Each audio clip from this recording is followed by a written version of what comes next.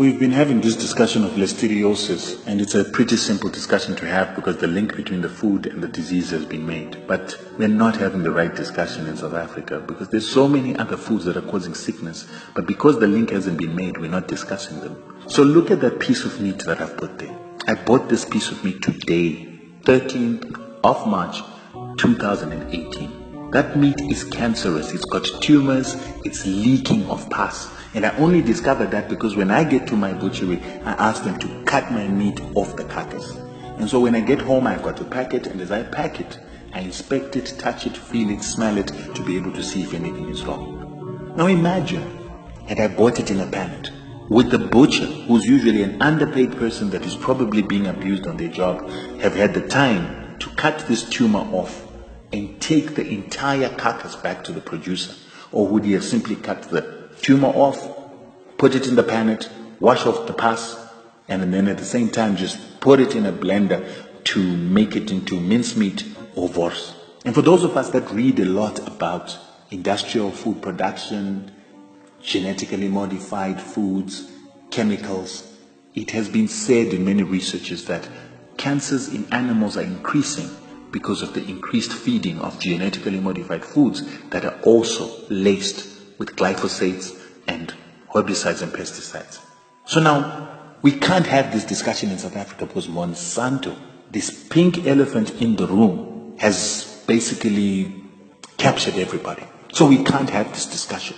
Yet they produce our staple foods. Almost 90 to 95% of our staple foods are genetically modified. They've got these glyphosates and these pesticides in them. Our animal feed is the same story. So all our flour, mealie meal, canola oil, soya beans is genetically modified up to 95%. You don't even have a choice not to eat genetically modified. So if there is a possibility that this cancer that we're seeing in this cow comes from eating genetically modified foods, what then does it do to human beings? And I'm asking this with the deliberate intention because South Africa has got one of the highest cancer rates on the African continent, one of the highest HIV rates, together with the 4 other nations that are in this region that all use genetically modified foods. What is the relationship? When you take a piece of meat from South Africa, or the ones that we buy in our supermarket, and you braai it, it does not smell the same as one that is braaied in the Makai. It doesn't smell the same as one that is braaied in Swaziland or Zimbabwe. Why? There is something deficient, chemically deficient. They don't even taste the same.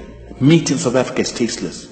And it is because of the poor practices of agriculture that we continue to compliment them for using technology, using chemicals, alchemy in the production of food.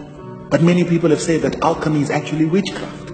Pharmacies or these vaccines and bovine growth hormones, that is pharmakia. It's a form of black magic. But we trust these boers for everything, even though they are tainting and destroying our lives. There is something suppressing the immunity of black people and people in general in South Africa. That's why we use so many drugs.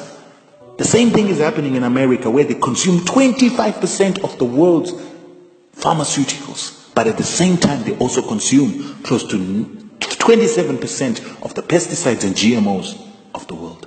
It's time that we start asking the question, let there be no sacred cows, because food is the most important thing. We worry about our constitution, but we can't worry about what people are eating.